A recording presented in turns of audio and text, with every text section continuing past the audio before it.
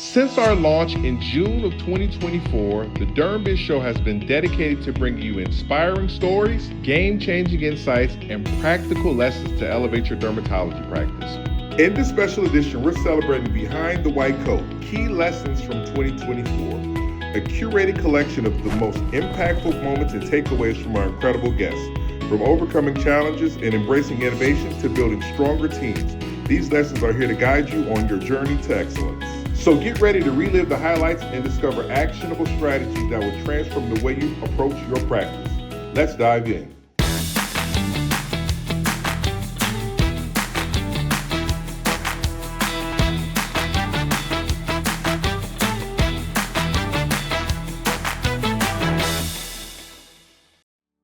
Documentation and firing employees. If you own a dermatology practice, if you own any kind of practice and you have to manage people, there's probably going to come a point in time where you have to let someone go. Dr. Linnell discusses the importance of documentation, and she discusses the importance of overcoming things that may be uncomfortable for you. She does a great job of explaining how she does that in this video here. So dealing with things head on, I think, is something that you really have to do as a small business owner. So that's been a difficult part for me too, about managing people. I like to avoid conflict. I just kind of sweep it under the rug, like, okay, hopefully that behavior will change. The biggest thing I've learned over the first 3 years is you have to deal with problems directly as they come up, and you have to document everything. Every conversation, every little thing. My biggest piece of advice is, like, you just have to have an employment attorney that knows you and your practice and that you can run these scenarios by, because all the laws are different. I mean, you just want to make sure you're doing everything by the book for your state laws, you know? Play to your strengths. In this clip, Dr. Linnell discusses the importance of playing to your strengths. You know, some people are great at surgery, some people are great at interacting with patients, some are great at selling products, some are great at performing cosmetic procedures. She discusses the importance of recognizing the area that you shine, the area that you're great at, and also combining that with the areas that you're actually profiting and making money. And, you know, one of my friends who owns a tech company, she said, you know, the biggest piece of advice I can give you is to look and see where you're making money. And then you can really hone in and focus on where you're actually making money. You can sometimes be surprised by those numbers. Because again, you start to think like, oh my gosh, I just did, like, you know, 2 syringes of filler and a bunch of Botox and a laser, and, you know, this person paid all this money, but then, like, what's the actual overhead of that procedure? Very high. And so is that worth an hour of your time? Really looking at those numbers and analyzing, and also just what you do in your practice. Are you really good at selling, like, these lasers? You know, really hone in and focus on that. Because, you know, everything, we offer a lot of things, but there are a lot of things in my office that just sort of sit and aren't really used because I'm just not good at selling them. You have to just realize what your strengths are and, like, just roll with it. Leap of faith to private practice. We all know how scary a decision could be to take the leap of faith and start your own dermatology practice. You have to deal with the question of, am I gonna fail? Are people gonna come and see me?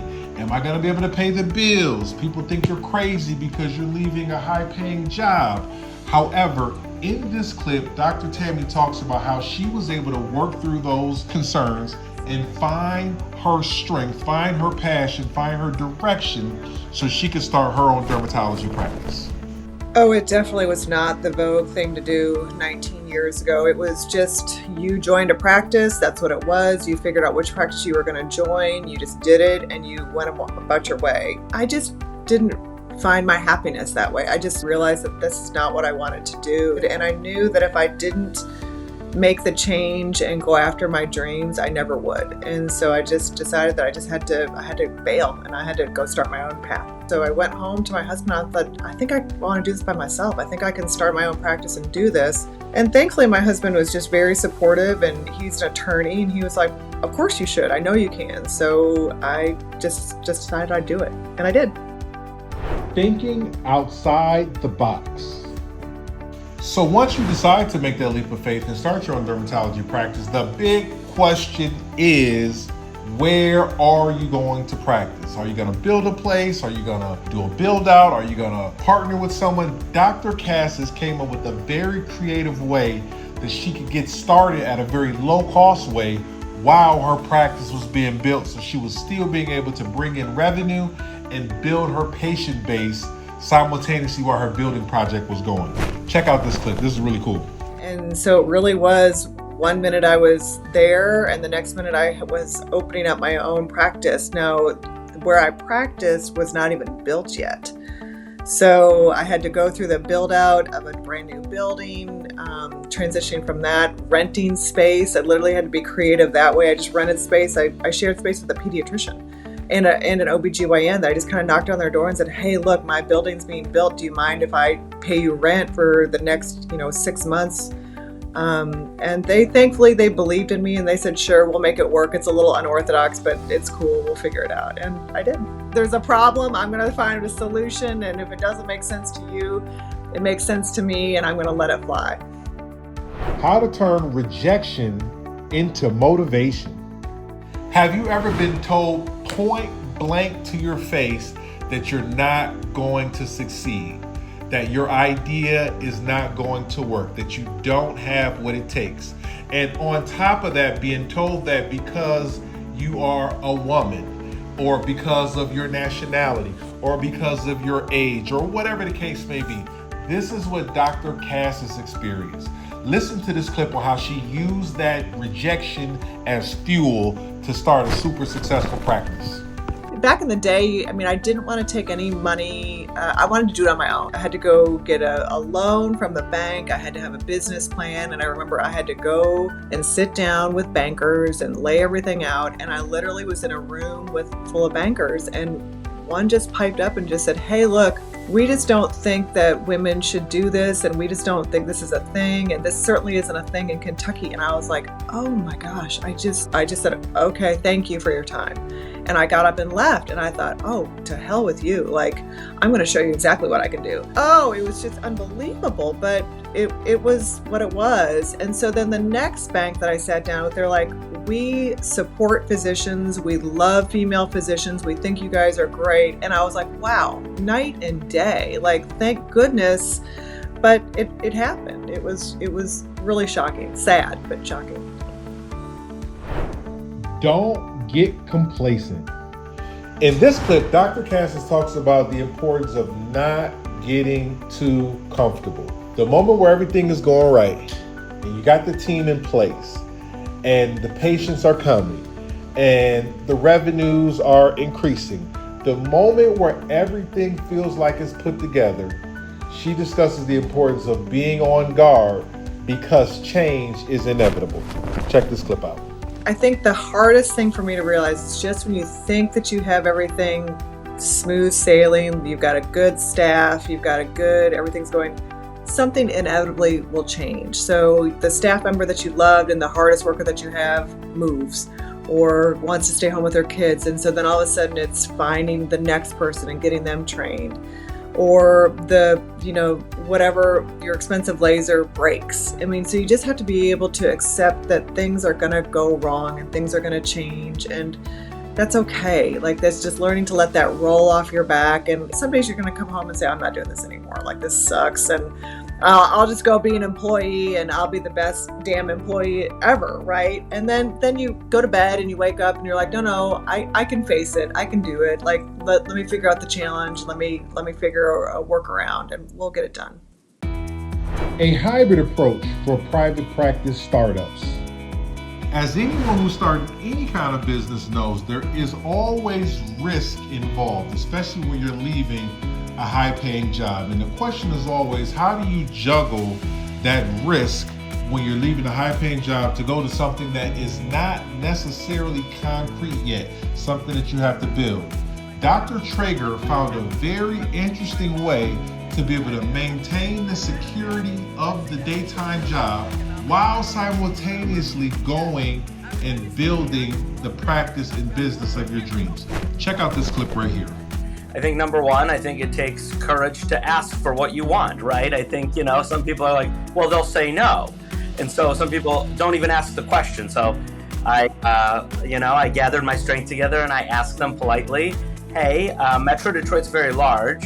And the clinic that I work at with my former employer is 50 miles away from my office. So there's no there's no competition between us. So there's that. Plus, I was fortunate enough to have such a great relationship with my former employer, and they're a private equity company, but they're good to me. And I asked them like, hey, I have a great patient following in my office that I work with them at, and it's far away. It's out of my non-compete, and I believe there's a situation where it's probably easier to keep someone like me than to fill that spot again and having turnover with physicians. So I really was able to do a hybrid model where I stayed on at that office that's very far away.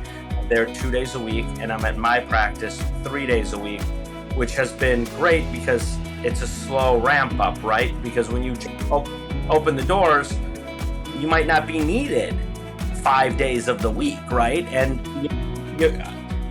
coming in for 7 patients, I would do it, but if every day, 5 days a week, I'm coming in for 7 patients, it becomes a little daunting. So I think, my advice to anybody thinking about doing it is have the courage to ask the question. The worst thing to say is no, and then you're left with a decision to make, and some of my friends that have opened practice in the past have done locums. So that's another option for somebody looking to, grow their practice while still having a revenue stream for their family. Leading by example. In this clip, Dr. Treyger explains the importance of setting the right example for your team, recognizing that you are going to set the tone for what the team thinks is normal, for what the team thinks is acceptable. And so as the doctor, you have a ton of influence simply by being an example worth following. Check this clip out. A lot of the things that you're saying, it took us years to learn. And you're doing this in your first year. My question to you is, where are you learning a lot of this stuff? Like, did you have prior business experience? Do you have anybody who you're getting mentored from? Do you read a lot? Like, how are you learning a lot of these things so quickly in year one? Well, I've worked in practices before, and I've always wanted to own my own practice. So I would say, I was out for 4 years working with my current employer, ADCS, and just eyes open, observing, looking at inefficiencies. Especially when you're first year out, you're just sitting there sometimes, and I'm looking around, I'm like, well, the front staff's literally not doing anything right now. The back is slammed. The back is complaining there's not enough people. And, I don't have the power to tell the front, you should be helping. If I do, it's just going to cause problems because, well, that's not my job, and that's an expression that I hate. That's not my job. I hate that expression. I'll clean the floors right now. I don't care. I don't care if I'm the business owner or the doctor. She's cleaning toilets. So I remember one time a patient just messed up the bathroom, and I'm like, it's no one's job. We got to clean this up. So I just get in there. They were also shocked that I'm cleaning the bathroom in the middle of the clinic day, but we got to keep it going, and when they see me doing it, there's no excuse for them. Mm-hmm. So, I empty trash, I'm mopping, we're doing this together. And now when I ask them to clean, there's no question. Everyone cleans. Right. That's lead by example. That's something that, we picked up on. And then my office manager, again, she's opened up a practice before. So, she's kind of been guiding me. I've had my own ideas, and she's sometimes like, Dr. Treyger, that's a good idea, but how about this? And I'll be like, I like that too. Building a culture. In this clip, Dr. Justin Creel explains the importance and difficulty of building the right culture. He talks about how the medicine side of dermatology is important and the service side is important, but one of the most difficult challenges he had was building the right culture. And in this video, he explains how he did it. Check out this clip. This is a question we typically ask people. What is the most difficult part of you starting your practice? You kind of jumped into a practice that was already started. I'm sure it's a completely different practice now that you've been running and operating it, or at least there's been some changes. But what was the most difficult part as you began that journey? So for me, it was a straightforward, very easy answer is the culture recreation. So it's something where, like I had alluded to, you know, I'm beginning my career. I walk into a practice where everyone was ending their career. And so, to be honest, a male, you know, I was the first male employee within the practice. And it's something where I was very empathetic of how paternalistic and just all of the hurdles that like I just didn't want to cross any of those lines. And so I wanted to be very friendly, very like overly sensitive and very understanding. But in a way I needed to change that mindset. The way that I can summarize it is when I walked into the practice to today has been about a 200% growth in revenue and patient encounters. And it's something that, okay, over a 3-year period, how did that happen? It was tough. Everyone was resistant of change because they've created such a beautiful practice. Because I was actually going to ask you specifically what are some of those changes? Like, did you start seeing more patients? Did you change your hours that you saw patients?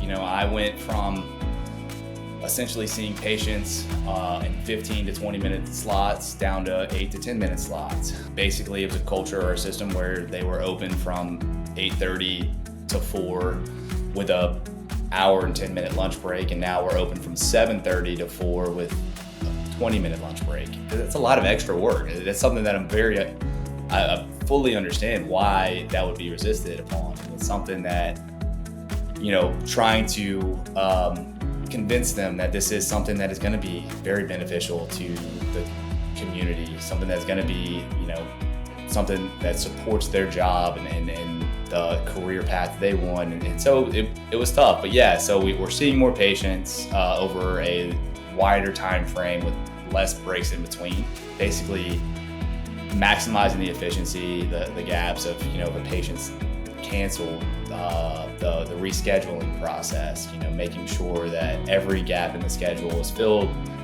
Because just because you have a 6-week wait, I guarantee you no matter how long your wait list is, every dermatology practice in the country has same day, next day cancellations. And making sure we have the protocol and the infrastructure to fill those gaps accordingly. Again, it's one of those, I understand all of the challenges of it. So it's been a process. Leadership and resources. In this clip, Dr. Creel talks about something that most doctors may not think about when they're starting their private practice. But one thing that many don't think about, and possibly because they haven't learned this in school, is the importance of leadership. Dr. Creel does a great job of explaining his viewpoint on leadership, and he shares some resources that will not only help you build your practice, but will also help you develop your leadership skills as you're building that practice. Being comfortable, being uncomfortable, so not really knowing what I'm doing. I still don't know what I'm doing, but also being comfortable in that mindset, in that environment, and I don't know how to handle these situations. I don't know how to run a practice, but I know how to handle adversity, and I feel like I can really adjust to things as we go. And it's something, you get the right people, you have the right mindset, you have the right work ethic, you can figure out anything. I mean, I guess the real answer to your question is you do the next right thing. You do the next right thing, what's best in front of you, and take it at a time. And yes, all of the above. So this is why I've been drawn to y'all's show and y'all's platform, as well as all the other, you know, Facebook groups, the recorded lectures on ASDS and AAD. I've been able to kind of basically compile a resource of experts who have been through and try to learn from their wisdom. We have so many we have access to things that nobody's ever had before. And so it's right at your fingertips. All you have to do is kind of pursue it. So I've been very fortunate to kind of do that. And from a conceptual but more actionable answer to your question, I would say one of the starting resources that I recommend to anybody would be Grow Your Medical Practice by David Finkel. Is a fantastic book. If you haven't read it, it's an amazing read, and there's actually like a whole website and platform. There's zero conflict here. I have no disclosures. But it's something that has helped me out from a mindset, a strategy, and kind of piecing together things unique to the medical field. Marketing strategies. We save the best for last. Dr. Creel in this clip literally gives a master class on dermatology practice marketing. I mean, he goes through all the different kinds of marketing. He walks you through step by step on some of the principles behind marketing your dermatology practice. This is incredible. I assure you that you will get something out of this that you can immediately implement into your practice to help you grow it and succeed. Check this clip out. This is amazing. You got it. So let me try to go through insight that I've gained. So first of all, when it comes to marketing, one of the important factors that you want to consider is what is the value of each individual patient and what is the cost of a patient acquisition.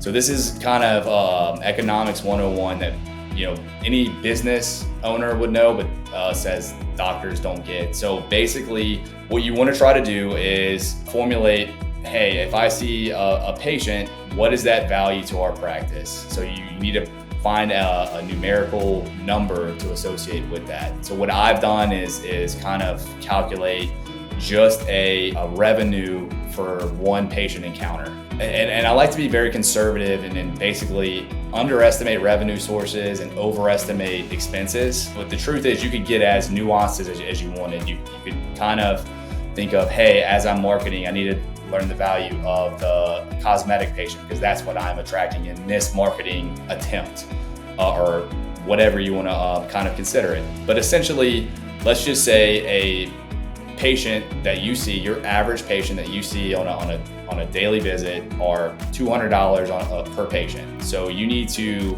try your best to track, all right, so if I'm spending in my marketing budget and have a return, if my patient acquisition costs outweigh my patient value, then that's a losing arrangement. So you need to try to maximize that. So there's ways to track, and that kind of is outside the scope of this like introductory kind of conversation. Look, every new patient that we get has to sign the form and say, hey, how did you hear about us? So that's one way to track. If you're doing regional marketing attempts, a billboard, then okay, how many patients did you attract from that zip code within that area? There's a lot of ways to do it. You can have bonus, like coupon incentives, like, hey, if you click this QR code, you'll get $100 off your injection for filler. Well, whenever they do that, you're able to kind of track, hey, this marketing worked. So it's a bunch of different ways to do it, but you need to be tracking that along the way. That's the only way that you can ensure you're not being swindled into overspending for the value that you're receiving in return. The other thing is when it comes to marketing, there's two, I guess, populations. You need to market to your referral bases, and then you need to market directly to the consumer, directly to the patient. So the referral bases, by and large, selectively target your independent, non-hospital group affiliated providers, and you need to go in person. You need to shake hands. You need to basically give them their cell phone number, do everything you can. So there's a reason why the Skyrizi rep is in your office on a monthly basis, because by repeatedly showing your face, that builds it further. There is, I promise you, AbbVie would not pay for a pharmaceutical rep to come to your office on a regular basis if it wasn't effective. And you need to understand that and use it yourself. You need to show face on a regular basis. Whether it's you or your office manager or somebody else, you have to send those reminders. And what I've tried to target, it's something, you're absolutely right. I had zero money going into this. So my marketing budget was like in the tens of dollars. And so it's something, what I could provide is services that are high value but low cost. So we have like a body sculpting device. Guess what? Our consumables on that are like $100, but it takes 4 sessions over 4 months. So it's worth thousands of dollars for that person. So if I offer that to a referral-based provider, that's fantastic. They get $4,000 worth of treatments for my $100, and they're in my office on a monthly basis for 4 months. That's fantastic for building rapport and a relationship. It's something along those lines. That's just an example. And then the other thing that I can't tell you how effective it's been for me is reaching out to my reps that are in skincare lines. Every nurse loves skincare. So if I get CeraVe, Cetaphil, La Roche-Posay, L'Oreal, whatever it is, Neutrogena, and I can get a sample bundle and bring it to their office and give it to the nurses, I'm a hero. And it cost me $0. So it's just a way to kind of frugally show face without having to buy them lunch or having to do any of those things. And then I also speak for pharmaceutical groups that I'm able to kind of provide a lunch there on their dime. And again, just provide lunch to all of the staff and do all those things. And it's something that, again, frugally speaking, has been very effective for us. So that's how I've kind of approached the referral. And then when it comes to the direct to patient, there's a few different categories that I like to kind of separate into. And it's the digital, the conventional, the guerrilla, and word of mouth. And so the digital is going to be, honestly, that's your infrastructure. Your Google My Business account, your GMB is your lifeblood. And so I can't stress that enough. Before you even try to take on any marketing ploy, whatever, you have to have a GMB account to build off of. So your GMB account is basically, so if I'm buying anything off of Amazon, what I'm going to do is I'm going to look at the the Amazon reviews, right? And that's our Google base is that for patients. And if you don't realize that, then you're already a step behind. And so everyone is, if they see a billboard, if they hear you on a radio commercial, they're Googling you. Like if a friend recommends them, they're Googling you. And so you have to build that presence so that you have some sort of validity, as well as the SEO or search engine optimization aspect of it is just invaluable. That's how you get free digital marketing. SEO is far more ROI than any advertising campaign would ever be. That, again, is a lecture in and of itself. But the digital aspect all funnels around Google. The other kind of secondary components would be the social media aspect, which, because I only do the medical surgical, I feel like is less pertinent. If I'm going to do social media, I'm going to focus on the Facebook groups, the areas that are more word of mouth. If you're trying to attract cosmetic patients, just realizing that is more of an arena where you have an opportunity through social media advertising and the reels and all that stuff. All those younger Gen Z folk can come up better at it. Digital, I can't stress enough the GMB. And one of the things I do want to just kind of leave as a pearl is you need a GMB for your practice, but each provider as well. Because, all right, Dr. Mercy is something different than Lilly Dermatology, right? And so you may be finding yourself in a situation where patients are going to Google one or the other. Even further, you need to have a GMB for each satellite location as well, because whenever that person in that rural area Googles dermatologists around me, you need to be the one that pops up. And if you don't have separate GMB accounts for that, you're going to miss that opportunity. So that would be one of the strongest pearls that I would kind of try to harp on from a digital aspect. When it comes to conventional, I love conventional advertising because it attracts older patients, and that's our MO. We love old people. I'm a sucker for old people. I just melt in front of them. Big soft spot. And so it's something that they're not going to open an email from a spam source, but they will pick up the newsletter that you mail to them and read it and do that accordingly. And it's something that I don't want to disregard. I find that if you can do a marketing campaign without the need for a marketing person, or an agency, then you're going to have a high ROI. You can put yourself on a billboard cheaply. You can put yourself on newsletters cheaply. And so it's something where don't disregard those methods because of who it reaches and the cost per patient acquisition accordingly, and because it's very trackable. If I send newsletters or if I send a mailer campaign to a zip code, I'm able to track how many patients did we schedule from that zip code over the next 1 month period. It's very powerful. So that's the conventional method. When it comes to the guerrilla method, that's the shock and awe, totally off the wall type that if you haven't learned by now, my ADHD brain is very well suited for guerrilla type. So there's no real particular advice that I can give, but think about it. So like for us, we have a 12-foot skeleton in front of in our parking lot because it's on a highway and it has a sign that says skin check. And so it's I can't tell you how many people, this is a $300 skeleton and a $50 sign, and it's attracted more patients than I can tell you about. Just kind of speaks to think outside of the box, challenge it. Like this year, I think we're gonna, we're looking to put like the synchronized Christmas lights, just attract cars, and then we're able to kind of control what we're able to display and the message that we're able to kind of provide to patients accordingly. So it's don't be afraid to write your own playbook. Don't just try to do what the marketing agencies will tell you to do. Think like if it's gonna attract eyeballs, do it.